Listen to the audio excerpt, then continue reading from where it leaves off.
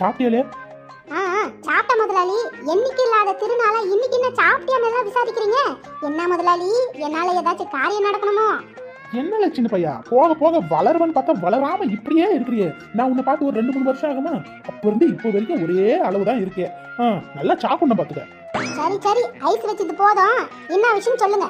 டே சின்ன பையா, நம்ம கடைக்கு சரோஜா வந்திருந்தாலே ஏதோ என்னை பத்தி விசாரிச்ச மாதிரி இருந்துச்சு. என்னல சொன்ன என்ன பத்தி? நான் சொல்றது இருக்கட்டும், அவங்க ஒண்ணு சொன்னாங்க, அதான் சொல்லலாமா வேணாமான்னு யோசிச்சுட்டு இருக்கேன். டே சின்ன பையா சொல்லுல, என்னல சொன்னாவோ? நீங்க முன்ன மாதிரி இல்லையா? ஆமா ஆமா, அது உண்மைதான். ஒரு சுத்து பெருத்து போயிட்டேன். யாரு என்ன சொன்னா? இப்பெல்லாம் அந்த சரோஜாமாவுக்கு சரியா ராத்திரி தூக்கமே வரது இல்லையா, எல்லாம் உங்களால தான் சொன்னாங்க. என்னால தூக்கம் வர்றது இல்லையம்மா? என் நினைப்பு அவ்வளவு வருதமா ராத்திரி நேரத்துல. அப்புறம் வேற என்ன சொன்னா? உங்களை விட உங்க பொண்டாட்டி ரொம்ப நல்லவங்கன்னு சொன்னாங்க. என்னல சொல்ற? ஏன் பொண்டாட்டி நல்லவன்னு சொன்னாலா? எதுக்குல அப்படி சொன்னா? பின்ன ராத்திரி நேரத்துல நிறைய கொசு பூச்சிக்கடி எல்லாம் இருக்குதுன்னு சொல்லி உங்ககிட்ட மருந்து வாங்கலாம்னு சொல்லி வந்தாங்களாம்.